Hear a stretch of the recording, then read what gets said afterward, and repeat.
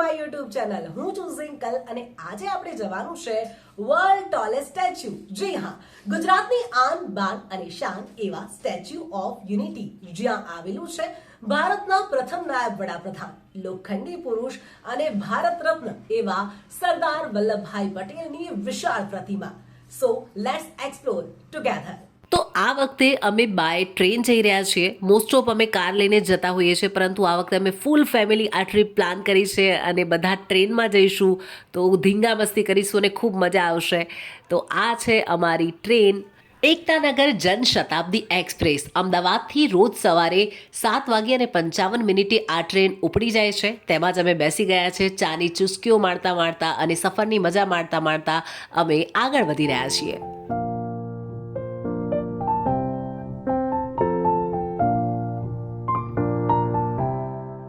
Finally અમે ટ્રેનમાંથી ઉતરી ગયા છીએ અને હવે આપણે જઈએ છીએ સ્ટેચ્યુ ઓફ યુનિટી. તો ફ્રેન્ડ્સ, એકતાનગર રેલવે સ્ટેશનથી ઘણી બધી બસો છે કે જે તમને સ્ટેચ્યુ સુધી લઈ જશે. ઓલમોસ્ટ 7 કિલોમીટરનું અંતર છે. લગભગ 13 મિનિટ જેટલો આ રસ્તો છે. અમે પણ એક બસમાં બેસી જઈએ છીએ અને સ્ટેચ્યુ સુધી જઈએ છીએ. જેમ જેમ આ રસ્તાનું અંતર કપાતું જાય છે તેમ તેમ જે પ્રતિમા છે તેનું સ્વરૂપ મોટું દેખાતું જઈ રહ્યું છે. દૂરથી જ તમે આ સ્ટેચ્યુ જોઈ શકો છો. એટલું વિશાળ, એટલી મોટી આ પ્રતિમા છે. જેમ જેમ રોડ પરથી અમે પસાર થઈ રહ્યા છે એમ સ્ટેચ્યુ મોટું મોટું થતું જઈ રહ્યું છે. જો તમે પણ સ્ટેચ્યુ ઓફ યુનિટી આવવા માટેનો કોઈ પ્લાન કરી રહ્યા છો તો હું તમને મહત્વની બાબતો બતાવી દઉં.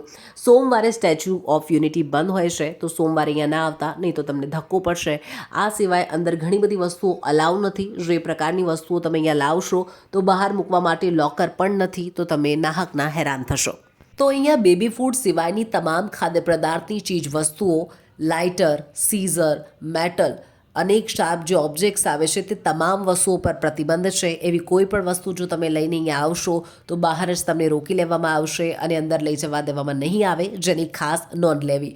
આ સિવાય તમે અહીંયા આવવાનો જો પ્લાન કરી રહ્યા છો તો અગાઉથી પણ તમે બુકિંગ કરીને અહીંયા આવી શકો છો. એ માટે સ્ટેચ્યુ ઓફ યુનિટીની જે એપ્લિકેશન છે તે ડાઉનલોડ કરવાની છે. ત્યાંથી તમને બધી માહિતી પણ મળી જશે અને સાથે ટિકિટ બુકિંગ પણ થઈ જશે. મેં પણ આ એપ્લિકેશનથી જ બુકિંગ કર્યું હતું એટલે તમને પણ સજેસ્ટ કરું છું. તો ગાઈઝ, વાતો કરતાં કરતાં આવી ગયું આપણું બસ સ્ટોપ. સામે છે statue of unity, Sardar Vallabhbhai પટેલની એ વિશાળ પ્રતિમા. તો હવે બસમાંથી ઉતરીશું અને જેમ અગાઉ જ મેં તમને કહ્યું હતું તેમ અમે અમારા તમામ ફેમિલી મેમ્બર્સ સાથે આવ્યા છે. લગભગ 25થી 30 લોકોનું આખું અમારું ગ્રુપ છે. તો પહેલાં તો બસમાંથી અમારા બધા જે મેમ્બર છે તે ઉતરી ગયા કે નહીં તે જોઈ લઈએ. ભાઈ કોઈ રહી ના જાય અને બધા જ સાથે મળી જઈએ.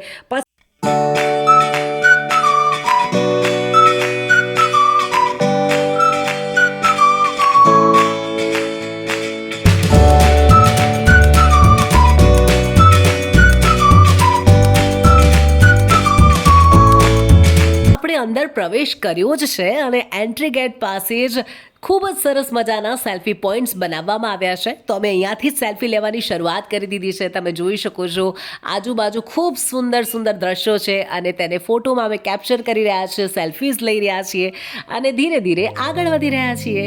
આમ તો સ્ટેચ્યુ ઓફ યુનિટીમાં ચાલવાનું ઘણું બધું છે, પરંતુ મોટી ઉંમરના વ્યક્તિઓ હોય, સાથે વિકલાંગ વ્યક્તિઓ હોય, કોઈને પગની તકલીફ હોય તો તે તમામ લોકો માટે અહીંયા વ્હીલચેરની સુવિધા પણ છે અને દૂરથી જ અહીંયા એસ્કેલેટર પણ લગાડવામાં આવ્યું છે, જેના પર માત્ર ઊભા રહેવાનું છે અને તે તમને લઈ જશે સ્ટેચ્યુ સુધી. સ્ટેચ્યુ ઓફ યુનિટી એ ભારતની એકતાના પ્રતીક અને પ્રેરણા પુરુષ એવા સરદાર વલ્લભભાઈ પટેલની સમર્પિત છે કે જેમણે દેશની આઝાદીની ચળવળમાં પણ મહત્વની ભૂમિકા ભજવી હતી. હવે હું તમને સ્ટેચ્યુ ઓફ યુનિટીને લઈ એક ઇન્ટરેસ્ટિંગ બાબત જણાવું તો આ વિશ્વની સૌથી ઊંચી પ્રતિમા છે કે જે 182 મીટર જેટલી ઊંચી છે અને સાથે ગુજરાતની વિધાનસભાની બેઠકો 182 છે અને આ આંકડાને ધ્યાનમાં રાખીને આ સ્ટેચ્યુ ઓફ યુનિટીની હાઇટ પણ 182 મીટર રાખવામાં આવી છે.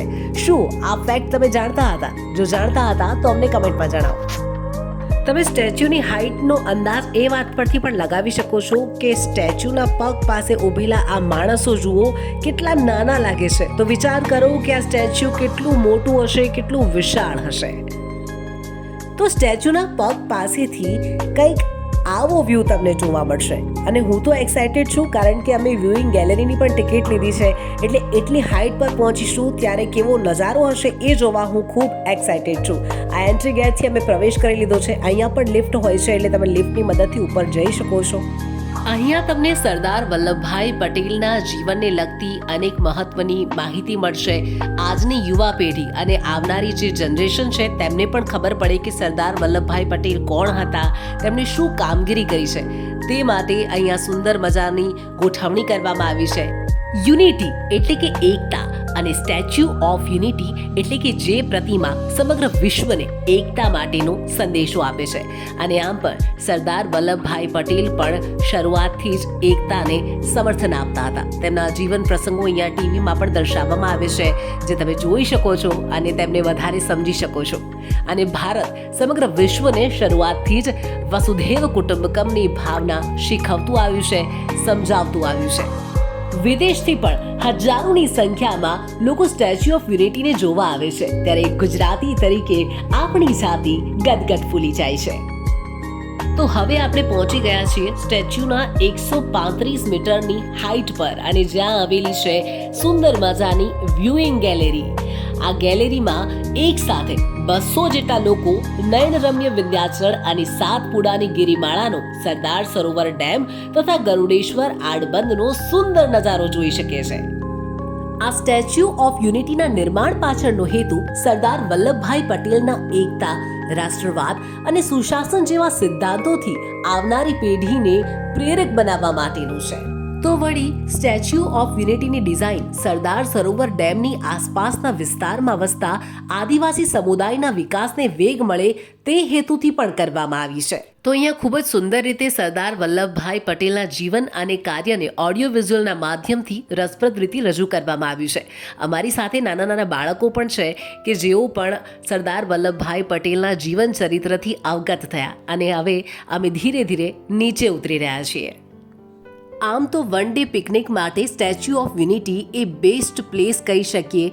સાથે જે સ્ટેચ્યુ છે ત્યાં જે દેશભક્તિના ગીતો વાગે છે એ આપણામાં એક નવી જ ઉર્જાનો સંચાર કરે છે. ઘણું બધું અહીંયા ચાલવાનું છે, ઉપર પણ અમે ચડ્યા અને ઘણું બધું જોવાનું છે, એટલે થાકી ગયા હતા, પરંતુ જે મ્યુઝિક વાગી રહ્યું છે એ નવી જ ઉર્જાનો સંચાર કરી રહ્યું છે. અહીં માત્ર ફરવાલાયક સ્થળમાં સ્ટેચ્યુ ઓફ યુનિટી એક જ નથી, તેની સાથે બીજા અનેક નવા પ્રોજેક્ટ પણ નિર્માણ પામ્યા છે, જે પ્રવાસીઓ માટે ખાસ આકર્ષણનું કેન્દ્ર બન્યા છે. એમાં કેટલાક થીમ આધારિત ઉદ્યાનો જેવા કે Arogya Van, butterfly garden, cactus garden, Ekta nursery, Vishwavan, valley of flowers, unity glow ગાર્ડનનો સમાવેશ થાય છે. અને આ ઉપરાંત જંગલ સફારી અને સ્ટેચ્યુ ઓફ યુનિટીનો નાઇટ શો પણ મુખ્ય આકર્ષણનું કેન્દ્ર છે. જંગલ સફારીમાં અમે બેસવાના નથી, કારણ કે અમે આ અગાઉ જંગલ સફારી કરેલી છે, પરંતુ હા, નાઇટ શો અમે જોઈને જ જવાના છે, કારણ કે એ ખૂબ જ અહીંયાનો વખણાય છે અને એના માટે અંધારું થાય તેની આપણે રાહ જોવાની છે. તો બસ થોડો સમય બેસી જ ગયા છીએ અને રાહ જોઈ રહ્યા છીએ કે ક્યારે અંધારું થાય અને સ્ટેચ્યુ ઓફ યુનિટીનો નાઇટ શો શરૂ થાય.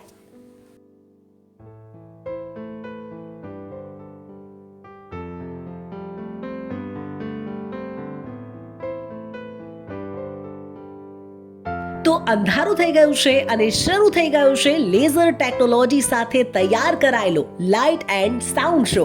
આ શો સોમવાર સિવાય દરરોજ સાંજે અહીંયા બતાવવામાં આવે છે. રંગબેરંગી લેઝર લાઇટિંગ સિસ્ટમ સાથે સરદાર પટેલના જીવન અને તેમના સમયના ઇતિહાસ ઉપરાંત સ્વાતંત્ર્ય ચળવળ અને એક રાષ્ટ્ર તરીકે ભારતની અખંડતામાં તેમના અમૂલ્ય યોગદાન વિશે ખૂબ સરસ રજૂઆત સાથે આ laser and sound show statue of યુનિટીની મુલાકાતનું અમૂલ્ય સંભાળનું છે. તો મિત્રો, આ સાથે જ આપણો સ્ટેચ્યુ ઓફ યુનિટીનો ટ્રાવેલ વ્લોગ થાય છે પૂરો. અને પ્લીઝ મારા આખા બ્લોગમાં તમને સહેજ પણ માહિતી મળી હોય, આ બ્લોગ થોડો પણ તમને ગમ્યો હોય તો મારી ચેનલને પ્લીઝ સબસ્ક્રાઇબ કરી લો, જેનાથી મને આવા વધુ વિડીયો બનાવવા માટે પ્રેરણા મળશે. Thank you.